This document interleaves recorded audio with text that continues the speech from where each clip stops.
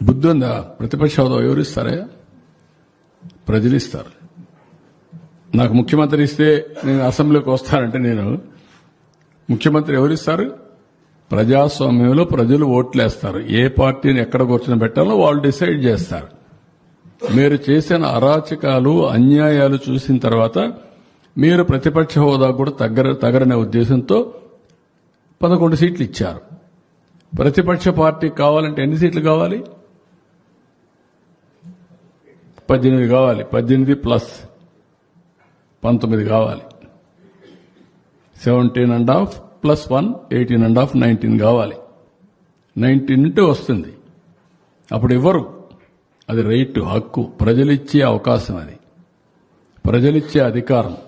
రాజకీయ ప్రభుత్వం ఇచ్చేది కాదు. ఇవన్నీ ఇంతకుముందు 94లో కాంగ్రెస్ పార్టీ ప్రతిపక్ష హోదా ఇవ్వలేదే. 26 మంది గెలిచారు. అప్పుడు ఇవ్వలేదు. ఎందుకు ఇవ్వలేదు? వాళ్ళు అడగలేదు, మేము రావనలేదే. వాళ్ళు అప్పుడు వాళ్లకు ప్రజాస్వామ్యం అంటే తెలుసు కాబట్టి. బెదిరిస్తే వచ్చేదనుకుంటే ఎట్టవుతుందండి? ఎక్కడ బెదిరిస్తావు? ఎందుకు ఇస్తారు? ఆ రోజులు అయిపోయినాయి. బ్లాక్మెయిల్ చేసే రోజులు కూడా అయిపోయినాయి. ఇంకా మళ్ళా గొలగరాయి డ్రామా, కోడికత్తి డ్రామా, గొడ్డల వేటు డ్రామా. గొడ్డల వేటు, గుండెపోటు నేను నమ్మాలా? ఇప్పుడు కూడా నేను నమ్మాలా? నీళ్లు ఇస్తే నీళ్లు ఇవ్వలేదని నేను నమ్మాలా?